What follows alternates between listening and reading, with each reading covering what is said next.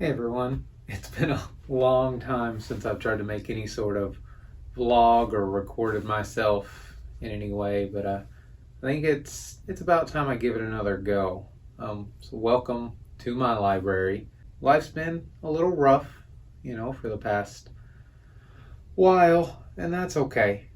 Sometimes it gets hard, but you gotta just power through it. I've been forced to make some pretty difficult decisions lately that I may talk about at a later date if I continue doing a vlog with any sort of schedule or anything. I may talk about it. I don't know.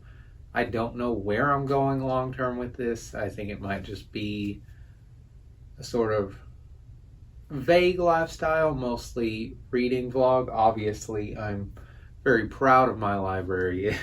It's been a lot of work. Most of my books are thrifted, and I think that's incredible. Some of my favorite books, like this Alexander Hamilton, is one of my favorite finds. But yeah, as I said, life's been a little bit rough, and to kind of cope with it, I have been reading a lot more lately, trying to escape into more and more worlds. And an author that I've really found a good amount of solace with, I've really connected with him in a lot of ways, is Neil Gaiman, who has written some of my favorite comic book stories, one of my favorite comic book stories for sure, and a lot of adult books. American Gods, Neverwhere is a great one. I've been listening to audiobooks of those. I don't necessarily recommend the American Gods audiobook. The reader of the main character is a borderline saltine cracker. He is not incredible. It's not great. Yeah, I've also been reading some of his children's books, believe it or not, which came highly recommended to me from a few people that I myself watch on the internet. And the one I started with and absolutely loved was The Graveyard Book. It is a book about a child named Nobody Owens whose parents are killed in the beginning of the story. And the child ends up escaping into a nearby graveyard where he is raised by the inhabitants of the graveyard. But the inhabitants of this graveyard are not normal people. It gets very spiritual, very supernatural, and it is a great introduction to the kind of spooky season as we get into September. The temperature starts to drop, pumpkins come out, spirit Halloween invades. But yes, he's raised by the ghost and a vampire and partially a werewolf, believe it or not. Though that might be a bit of a spoiler, I apologize. That they all reside in the graveyard. He's called Nobody because while they're trying to decide his name, they're trying to decide who he looks like, and someone yells out, "He looks like nobody." And so that's the name they go with. They call him Bod for like a shorthand. It is a wonderful book, and I absolutely love the connection between Bod and the ghost of a witch that he meets that was murdered in a witch trial. She's an incredible character. They have a really good dynamic that lasts throughout the book, and I loved it. I highly recommend that you do either pick it up or listen to the audiobook on Audible. Neil Gaiman himself reads it, and he is incredible. And I bought this on Amazon with two other books that I'll show you in a second. They are all illustrated by the same illustrator. I believe it's Chris Riddell, I think it's Riddle or Riddell. I'm going to go with Riddell. And it is, if you can see that at all, it is just incredible art, and it's all consistent throughout the books. In this book, there's about an illustration per chapter, I think, but they do not disappoint. They're great. And then I also toured through what is a much, much quicker read, and still a very, very interesting one. Definitely more of a children's book than the other two, and it is Fortunately the Milk, about a dad who goes out to buy milk. And really, that is the main plot of the story, is the dad bringing milk back to his children. I don't want to spoil too much. There may or may not be aliens. A Professor Stegosaurus named Professor Steg, super creative name, time travel. It was fun. I had a lot of fun, and the illustrations in it are a lot more common than they were in the other books. Again, don't know if you can see that at all. I don't have a way to see my screen as I'm filming on my iPhone. But yes, incredible. Not even necessarily incredible, just a really, really fun, like, good read. I read it in less than an hour. You get through it quickly. There's not a high word count. It is a children's book more than the others. And the one I will move on to next is Coraline, which I think most of you have probably heard of. You know, the Tim Burton claymation movie that I never watched because claymation creeps me out more than just about anything. So I didn't read, I never watched it, but I am very excited because I'm interested in the story. The story is very creepy, very, very Neil Gaiman, from what I understand, at his best. I haven't read it yet. Very excited to. I might try to do a review at some point over it. Again, illustrations throughout it, about one a chapter roughly, I believe, just like the Graveyard Book. But I will let you know if I recommend it when I get through it. I can't recommend it until I actually read it, even though I do recommend just about all Neil Gaiman. Honestly, he is, at this moment, probably my favorite writer.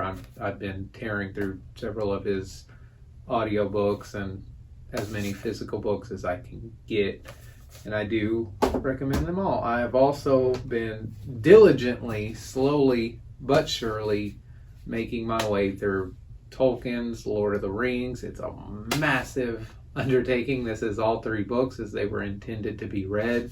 I love this edition. It's from Barnes & Noble. It's one of the few brand new books that I bought, but it's not leather and it's not felt, but it's just a very nice feeling floppy. It's technically a pocket version. I don't know what pants you be wearing to fit this in your pocket, but more power to you if you're able to, I guess. Yeah, and I have to admit I was very wrong about The Lord of the Rings, because for a long time I claimed that they were not good, they were dry, they were dull. And in my younger days, every other time I've tried to read them, that was correct. That was an honest assessment at that time. But the older I get, honestly, the more I've come to appreciate the writing style of Tolkien in this book. I did start with The Hobbit. I reread it, which I did successfully read when I was younger, but I reread it and it's very fun. He holds your hand through it, and I would recommend The Hobbit as a great introduction to high fantasy. I cannot necessarily recommend The Lord of the Rings to everyone because at times it can get a little bit tough, but I am loving it. Honestly, I'm loving it more than the films, which is a very high bar. They are some of my favorite movies of all time. Especially Fellowship is in my top 10 for sure, maybe top 5. Return of the King is a little bit higher, but yeah, it's an incredible movie, and I'm loving the book just a little bit more because I also never really understood up until now Tolkien's magic system. I always kind of shamed it a little bit, said it wasn't very well done, it's never well explained. But now, again, as a 30-year-old adult reading this book, I can see, and The Hobbit also, I can see how well done it actually is, how it's hard to understand, but that's because it's woven into the world so deeply. It's in the water and the ground and the music, and it's in everything. It's not easy in Middle-earth to just cast a fireball spell, as you will see in other mediums like Harry Potter, Aragon. They use them intentionally. With The Lord of the Rings and with Middle-earth, Tolkien wrote it in such a way that it is literally woven into the fabric. You can no more dissect the magic system accurately than you could the magics of our own world. And I would almost say it's almost closer to Star Wars than it is other fantasies. I guess they're closer to this. This was the granddaddy of most. But yeah, because it's just there. It's everywhere. You sing it into the metals. That's how the ring's created. It's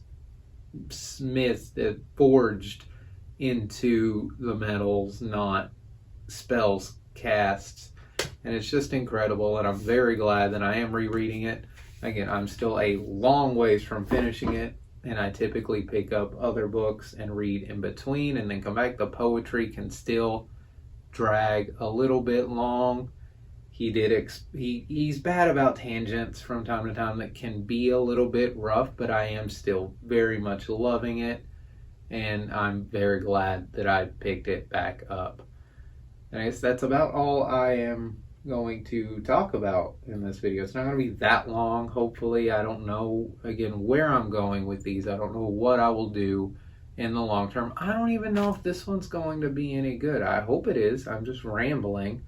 But I'm not big on any sort of script or real plan, just like real life, which I am stumbling through at an unprecedented rate.